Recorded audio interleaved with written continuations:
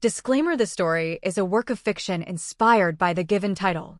While it draws on realistic emotions and situations, all characters, names, and events are entirely imaginary. Any resemblance to real people, living or dead, is purely coincidental.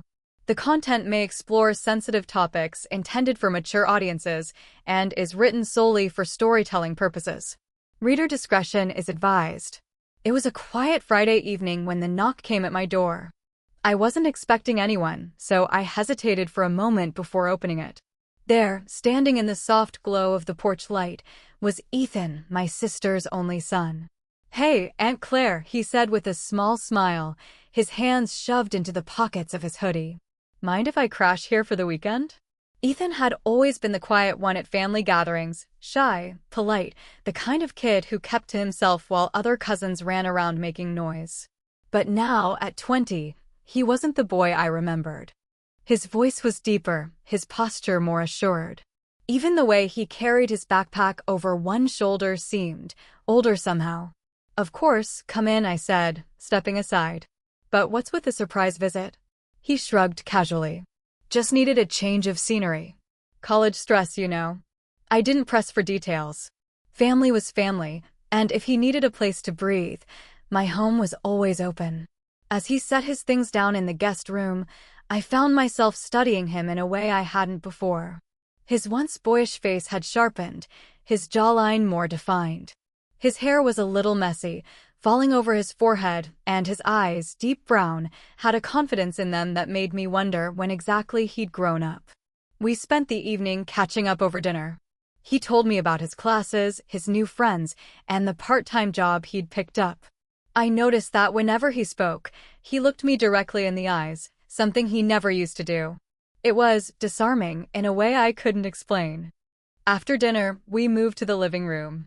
I poured myself a glass of wine while he settled on the couch with a soda. We laughed over old family stories, and for a moment, it felt like we were bridging the years of distance that had grown between us. But every so often, I'd catch him watching me, not in a casual, familial way, but with an intensity that made me glance away. I told myself I was imagining it. He was my nephew. That was all. By the time we called it a night, there was an unspoken shift in the air. I couldn't quite name it, but it was there, a subtle undercurrent I didn't know what to do with. And as I lay in bed later, I wondered if I was overthinking, or if something about this weekend was going to be different from anything I'd expected. The next morning, sunlight streamed through the curtains, filling the kitchen with a warm glow. I was already halfway through my first cup of coffee when Ethan walked in, barefoot, his hair still messy from sleep. "Morning," he said with a faint grin. "Smells good." I nodded toward the counter where I'd made scrambled eggs and toast. "Help yourself. You've got that look like you could eat a horse." He laughed softly, sitting down across from me. We talked about nothing important, the weather, his upcoming exams, the ridiculous price of coffee on campus. But I couldn't shake the small, unsettling awareness of how different he felt from the nephew I used to know. Later in the afternoon, I was on the couch scrolling through my phone when I felt him standing behind me. "You've got such bad posture, Aunt Claire," he said, his tone playful but slightly teasing. "No wonder you're always complaining about your neck." I tilted my head back to look at him. "Occupational hazard. Hours at the desk will do that to you. You know," he began slowly, "I've been learning some massage techniques. My roommate's girlfriend is in a massage therapy program, and she's been showing me a few things. I could help you loosen up those knots." I raised an eyebrow. "You? A masseur?" He smirked. "Don't underestimate me. I've got strong hands." I laughed, shaking my head. "I'm fine, Ethan." But he didn't move away. "Come on. Just 5 minutes. You'll feel like a new person." Something in his voice, confident, almost challenging, made me hesitate. It was ridiculous to feel awkward. He was family. And besides, my shoulders were aching from a week of deadlines. "Fine," I sighed, shifting on the couch so I was sitting upright. 5 minutes. "Good choice," he said, stepping behind me. I could hear him rub his hands together before placing them gently on my shoulders. At first, it was exactly what I expected: firm, steady pressure along the tense muscles in my neck. I let out an involuntary sigh, realizing just how tight I'd been holding myself. "See," he murmured. "Told you I was good at this." His thumbs worked deeper into the muscles, and for a while, I closed my eyes, letting myself relax. But then I noticed the way his touch lingered, not moving quickly from spot to spot, but pressing in with deliberate slowness. It wasn't inappropriate yet, but it felt different. Too aware. I opened my eyes and cleared my throat. "All right, that's enough. Just a bit more," he interrupted gently, his voice low. "You're still tense." Something in his tone sent a strange shiver through me. I told myself I was imagining it. Still, I couldn't help but notice. His hands didn't feel like the hands of a boy anymore. And deep down, I began to wonder if this was a mistake. I tried to focus on the sensation of my muscles loosening, telling myself this was just a harmless favor from my nephew. But the longer his hands stayed on me, the more I became aware of every subtle movement, the way his thumbs circled slowly at the base of my neck, the heat of his palms radiating through my shirt. "You carry all your stress here," he murmured, pressing into a knot in my upper back.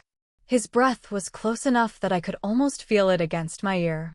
I swallowed hard, hoping he didn't notice the sudden stiffness in my posture. "Yeah, that's where it usually builds up." His fingers trailed down to my shoulder blades, applying gentle pressure. It wasn't inappropriate, not exactly, but it was personal. Too personal. I could sense the difference, though I couldn't put it into words. "You've got such soft skin," he said suddenly, almost as if he hadn't meant to speak out loud.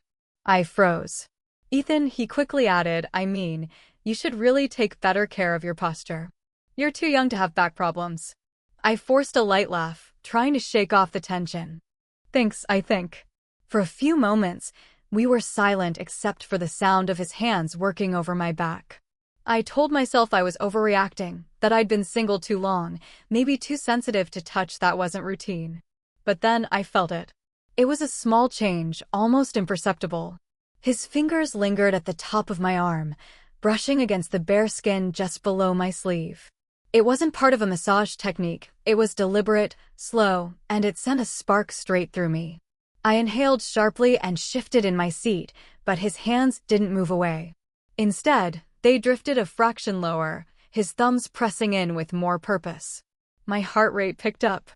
I didn't know if I should stop him or if doing so would make this moment more awkward than it already was. "This okay?"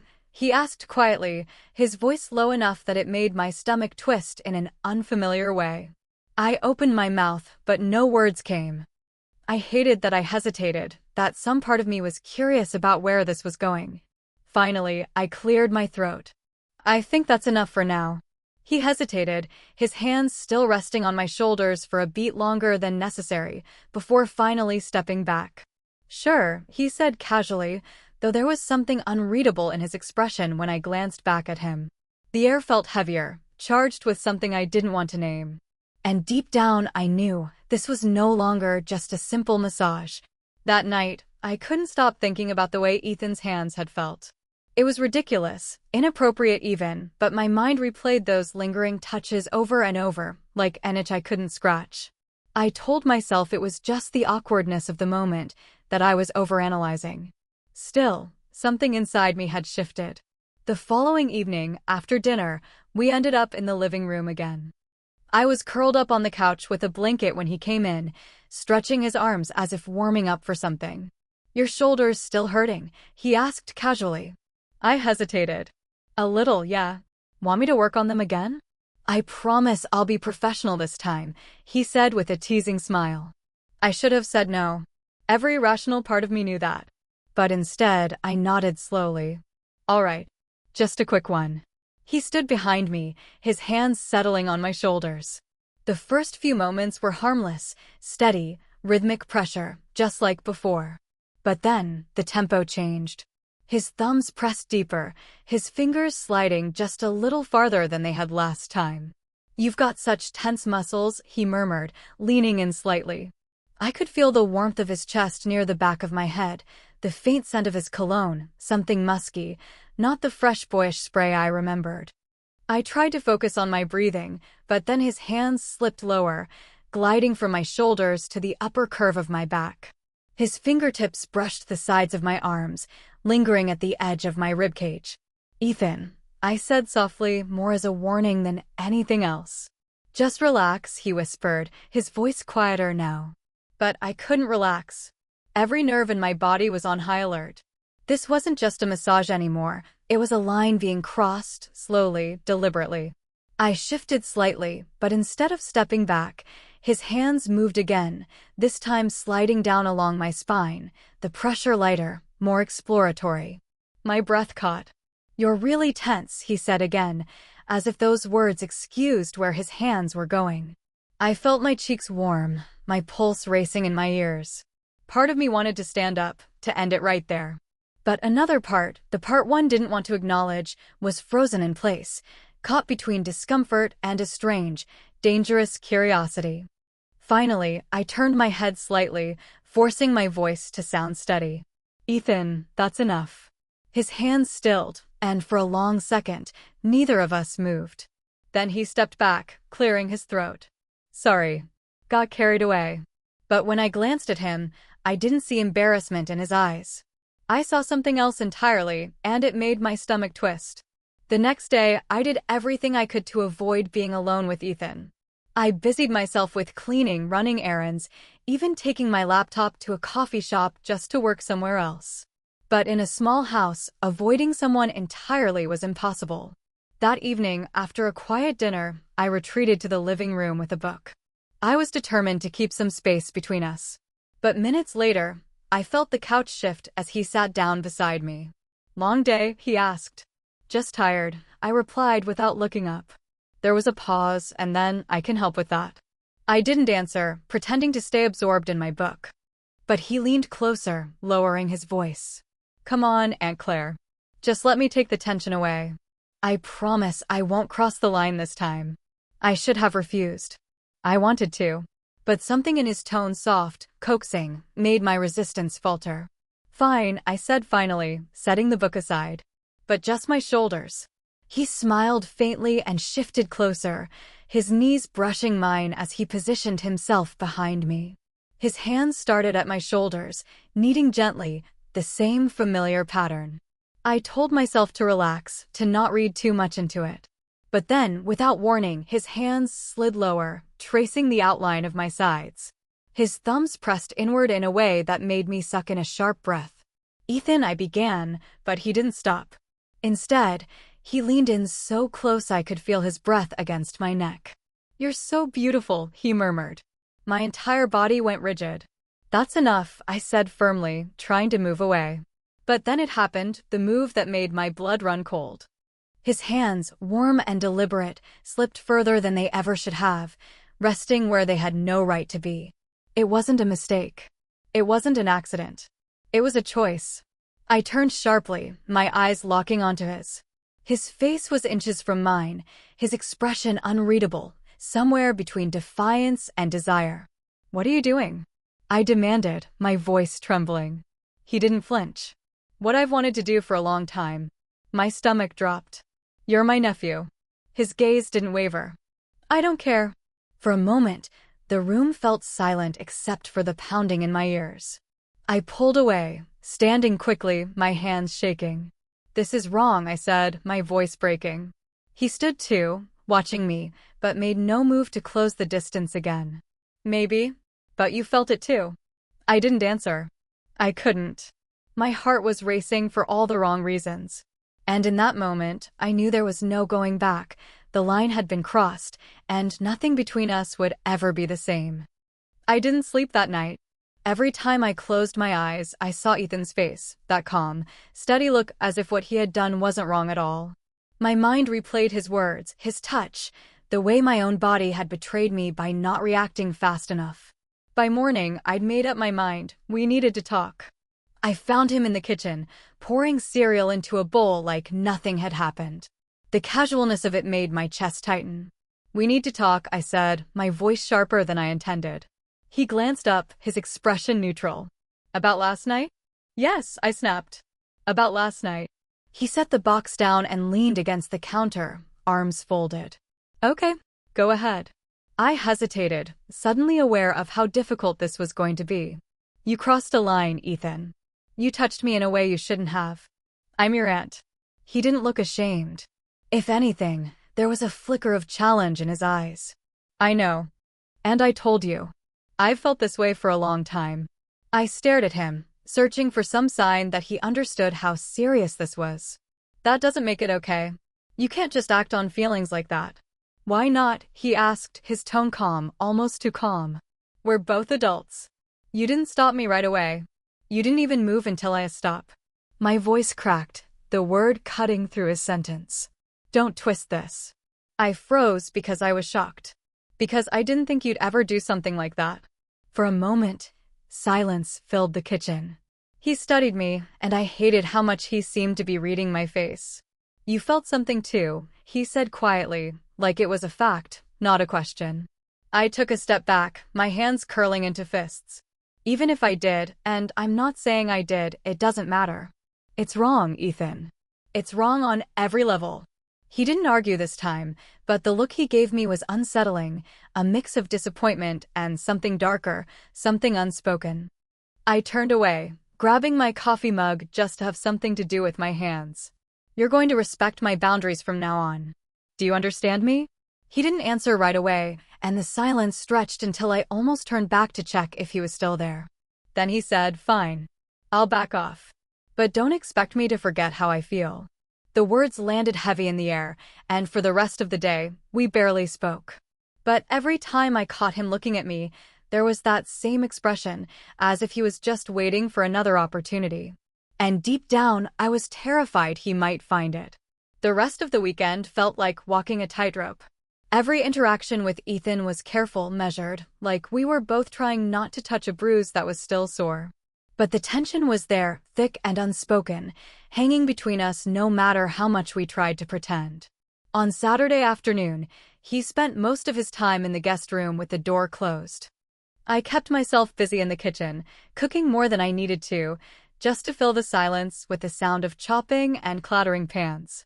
When we did cross paths, him coming to get a drink from the fridge, me passing through the hallway, there was this subtle, lingering eye contact that made my stomach knot. I hated that I couldn't tell if it was anger, curiosity, or something else entirely.